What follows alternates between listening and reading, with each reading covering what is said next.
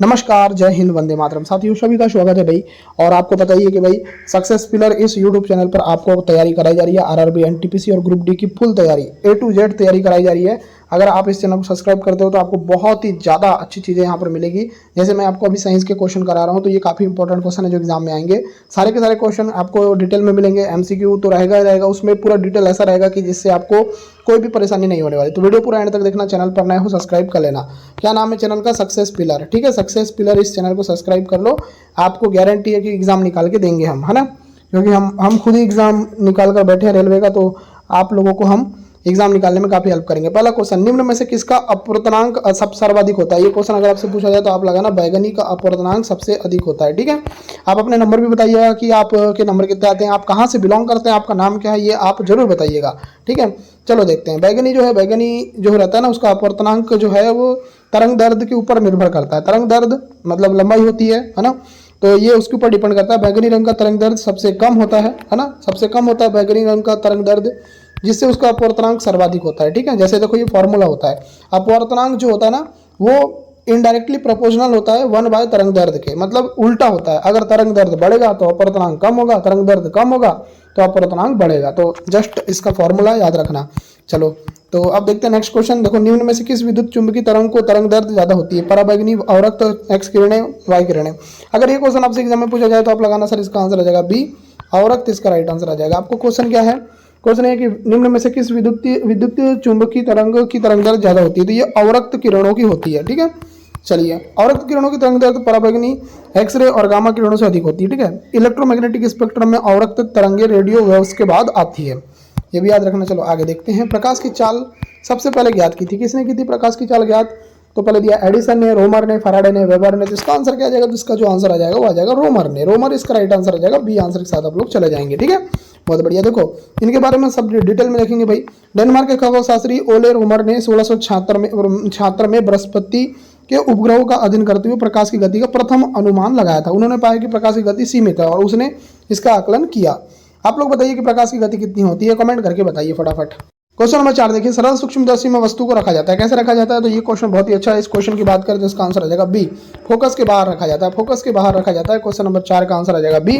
ठीक है, देखो नेक्स्ट क्वेश्चन। देखो, फोकस के बाहर सरल सूक्ष्मदर्शी में वस्तु उत्तल लेंस के फोकस और केंद्र के बीच रखी जाती है, जिससे उसका वर्चुअल और सीधा और आवर्धित प्रतिबिंब बनता है। चलिए अब देखते हैं नेक्स्ट क्वेश्चन। जब प्रकाश वायु से कांच में जाता है तो क्या होता है? तो इसका जो आंसर आ जाएगा वो क्या आ जाएगा? तो इसका आंसर आ जाएगा तरंग दैर्ध्य घटती है। याद रखना, जब प्रकाश जो है वायु से कांच में जाएगा तो क्या होगा? तरंग दैर्ध्य घटेगी। याद रखना, यहाँ पर देखो गति माध्यम बदलने पर लेकिन आवृत्ति स्थिर रहती है ना। प्रकाश की गति माध्यम बदलने पर बदलती है लेकिन आवृत्ति स्थिर रहती है ना, याद रखना। तो ये बहुत ही अच्छा क्वेश्चन है। और मैं आपको बता दूं, देखो अगर आपको एग्जाम क्रैक करना है ना तो हमारे ग्रुप से ज्वाइन हो जाओ। 8827419259 ये नंबर पर आप मैसेज करो, आपको हम ग्रुप से ऐड कर देंगे। वहाँ पर डेली 5 मॉक टेस्ट होते हैं रेलवे एनटीपीसी ग्रुप डी के। ठीक है, और इसके अलावा आपको जो है आपको वहाँ पर जो क्लास होती है ना उसकी पीडीएफ आपको तुरंत प्राप्त करवा दी जाती है, जिसे आप उसकी प्रैक्टिस करके आसानी से एग्जाम को फोड़ सकते हो। ठीक है, तो अगर ज्वाइन होना है तो इस नंबर पर मैसेज करना। पेड ग्रुप है भाई, तो मैसेज करना, पूरी जानकारी आपको वहाँ पर दे दी जाएगी। चलो क्वेश्चन नंबर 6 देखिए, पूर्ण आंतरिक परावर्तन होता है जब प्रकाश जाता है। तो याद रखना, पूर्ण आंतरिक परावर्तन तब होता है जब क्या होता है? प्रकाश क्या जाता है? हीरे से कांच में जाता है। हीरे से कांच में जाता है। तो आंसर क्या आएगा? ए आंसर आएगा। ठीक है, चलिए अब देखते हैं नेक्स्ट क्वेश्चन। नेक्स्ट क्वेश्चन बोल रहा है प्रकाश तंतु किस सिद्धांत पर कार्य करते हैं? क्वेश्चन नंबर 7 पूछा जा रहा है कि प्रकाश तंतु किस सिद्धांत पर काम करते हैं। क्वेश्चन नंबर 7 की बात करें तो इसका आंसर आ जाएगा पूर्ण आंतरिक परावर्तन पर।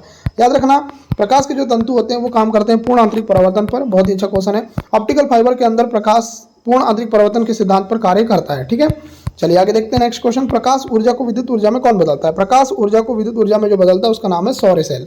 सौर सेल क्या करता है? प्रकाश ऊर्जा को विद्युत ऊर्जा में कन्वर्ट करता है। ठीक है, चलिए आगे देखते हैं नेक्स्ट क्वेश्चन। नेक्स्ट क्वेश्चन पूछा जा रहा है कि यांत्रिक ऊर्जा को विद्युत ऊर्जा में कौन बदलता है? भाई यांत्रिक ऊर्जा को विद्युत ऊर्जा में जो बदलता है उसका नाम है डायनोमो। डायनोमो क्या काम करता है? डायनोमो क्या काम करता है? जो आपकी यांत्रिक ऊर्जा है उसको विद्युत ऊर्जा में कन्वर्ट करने का काम करता है। चलिए अब देखते हैं नेक्स्ट क्वेश्चन। क्वेश्चन नंबर 10 में पूछा जा रहा है कि सूर्य के केंद्र का ताप कितना होता है? ये क्वेश्चन एग्जाम में डायरेक्ट आ चुका है भाई, याद रखना। इसका आंसर आ जाएगा 1.5 है, इंटू 10 की ऊपर 7 की घात है और केल्विन है ना। तो याद रखना भाई, सूर्य के केंद्र का ताप कितना होता है एग्जाम में अगर आपसे पूछा जाए तो आप लगाना 1.5 गुणा 10 के ऊपर 7 की पावर केल्विन। ये जो है सूर्य के केंद्र का ताप होता है। ठीक है, याद रखिएगा। चलो अब देखते हैं नेक्स्ट क्वेश्चन। और नेक्स्ट क्वेश्चन क्या है? सूर्य के केंद्र का दाब कितना होता है? देखो अभी मैंने ताप बताया, अब आपको दाब बताना है। दाब देखो याद रखना, 3 इंटू क्या होता है, 3 × 10⁻⁶ की पावर न्यूटन प्रति वर्ग मीटर जो है सूर्य के केंद्र का दाब होता है। ठीक है, तो ये भी आपको याद रखना है, बहुत ही अच्छा सा क्वेश्चन है ये भी, आपको इसको भी आपको याद रखना है। ठीक है, चलिए बहुत ही बढ़िया। चलो नेक्स्ट क्वेश्चन देखते हैं। परमाणु रिएक्टर आधारित है, परमाणु रिएक्टर किस पर आधारित है, तो नाभिकीय विखंडन, नाभिकीय विखंडन पर आधारित होता है परमाणु रिएक्टर। तो ऑप्शन नंबर बी करेक्ट आ जाएगा 12वें क्वेश्चन का आंसर। चलिए अब देखते हैं नेक्स्ट क्वेश्चन। परमाणु बम आधारित है, नाभिकीय संलयन, नियंत्रित नाभिकीय विखंडन, अनियंत्रित नाभिकीय विखंडन सभी। तो यहाँ पर मैं आपको बता देता हूँ, देखो परमाणु बम आधारित होता है अनियंत्रित नाभिकीय विखंडन पर, ऑप्शन नंबर सी करेक्ट आ जाएगा डियर, है ना। चलिए अब देखते हैं नेक्स्ट क्वेश्चन, है ना। नेक्स्ट क्वेश्चन, हाइड्रोजन बम आधारित है, हाइड्रोजन बम किस पर आधारित है, क्वेश्चन नंबर 14 का आंसर क्या आएगा, तो याद रखना हाइड्रोजन बम जो है ना ये आधारित होता है नाभिकीय संलयन की प्रक्रिया पर, तो बी आंसर करेक्ट आएगा। चलिए अब देखते हैं next question. Question number next बोल रहा है 15 क्वेश्चन, सिलिकॉन और जर्मेनियम अर्धचालक होते हैं, एक संयोजी, त्रिसंयोजी, 5 संयोजी, चतुर्थ संयोजी।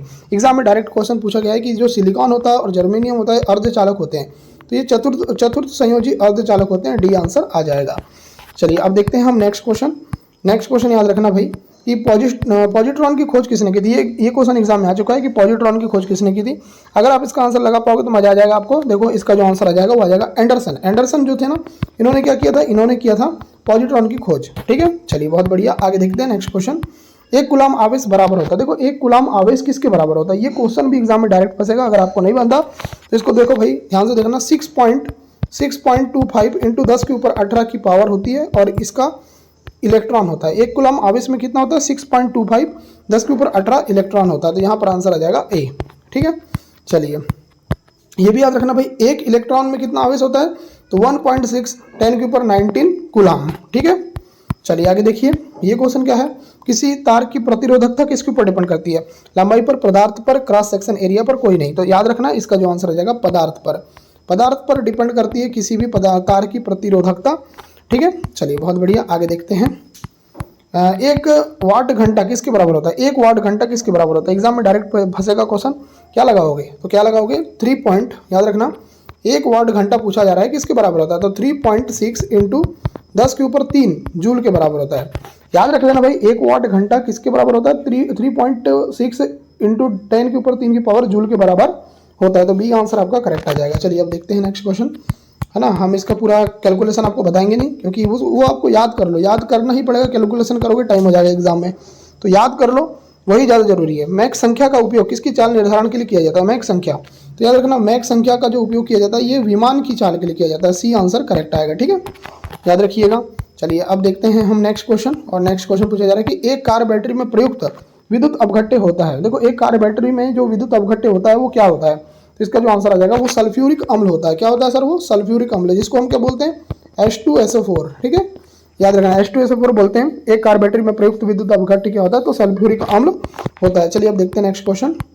स्पष्ट दर्शन की न्यूनतम दूरी कितनी होती है, देखो स्पष्ट दर्शन की न्यूनतम दूरी होती है 25 सेंटीमीटर। कितनी होती है सर, 25 सेंटीमीटर। ये एग्जाम में आ चुका है क्वेश्चन कि अगर आपको स्पष्ट देखना है तो उसकी न्यूनतम दूरी क्या होती है, तो 25 सेंटीमीटर होती है। चलिए नेक्स्ट क्वेश्चन देखते हैं। प्रकाश के तरंग सिद्धांत को किसने प्रतिपादित किया था, बहुत ही अच्छा क्वेश्चन, अगर एग्जाम में ये क्वेश्चन आ जाए तो इसका आंसर लगाना हाइगेंस ने, हाइगेंस इसका राइट आंसर आ जाएगा। प्रकाश के तरंग सिद्धांत को किसने प्रतिपादित किया, तो इनका नाम है Huygens. Huygens is the right answer for this question, बिल्कुल याद रखिएगा। चलिए आगे देखते हैं नेक्स्ट क्वेश्चन। देखो आगे, इंद्रधनुष में किस रंग का विक्षेपण अधिक होता है, देखो विक्षेपण किस रंग का अधिक होता है, तो इसका आंसर आ जाएगा बैगनी।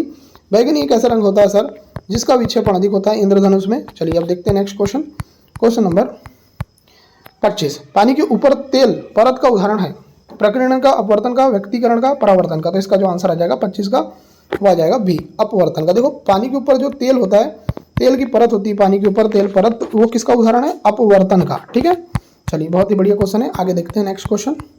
धूप के चश्मे की पावर कितनी होती है, देखो धूप का जो चश्मा होता है उसकी पावर कितनी होती है, देखो आपको पता ही होना चाहिए, इसका आंसर आ जाएगा 0 डायोप्टर। 0 डायोप्टर इसका राइट आंसर आ जाएगा। ठीक है, अगर आप इस एग्जाम की तैयारी करें ना, और अगर आपको क्वेश्चन बन रहे हैं तो आप बहुत अच्छे पोजीशन में हो, आप अपनी लाइफ में बहुत अच्छे पोजीशन में हो, आप अभी इस एग्जाम को क्रैक कर सकते हो, ये उम्मीद और ये अपने अंदर आशा रखो। ठीक है, चलिए आगे देखते हैं।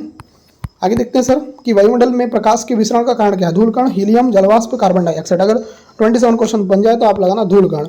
देखो याद रखना प्रकाश का जो विसरण होता है वो धूलकण के माध्यम से होता है, तो ये आंसर आप लगा देंगे। ठीक है, चलिए बहुत ही बढ़िया क्वेश्चन है, अच्छे से आंसर दे रहे हो, वेरी गुड। पास्कल किसकी इकाई, देखो पास्कल किसकी इकाई है, ऊर्जा की, दाब की, कार्य की, बल की। देखो 28 क्वेश्चन अगर आपसे पूछा जाए पास्कल किसकी इकाई है, तो पास्कल दाब की इकाई है, तो यहाँ आंसर आ जाएगा बी आंसर। ठीक है, पास्कल किसकी इकाई है? तो पास्कल है दाब की इकाई। चलिए आगे देखते हैं नेक्स्ट क्वेश्चन। देखो याद रखना, ये याद रखना है ना, पास्कल इजिकल टू क्या होता है? न्यूटन प्रति वर्ग मीटर होता है। ठीक है, चलो आगे देखते हैं। प्रकाश की गति किसके बीच से जाते हुए न्यूनतम होती है? कांच, निर्वात, जल, वायु। अगर आपको पूछा जाए कि प्रकाश की गति किसके बीच से जाती है तो न्यूनतम होती है, तो याद रखना इसका जो आंसर आ जाएगा वो आ जाएगा कांच। कांच इसका राइट आंसर आ जाएगा। ठीक है, चलिए बहुत बढ़िया। आगे देखिए, सूर्य की ऊष्मा पृथ्वी पर कैसे पहुंचती है? चालन द्वारा, विकिरण द्वारा, संवहन द्वारा, प्रवर्तन द्वारा।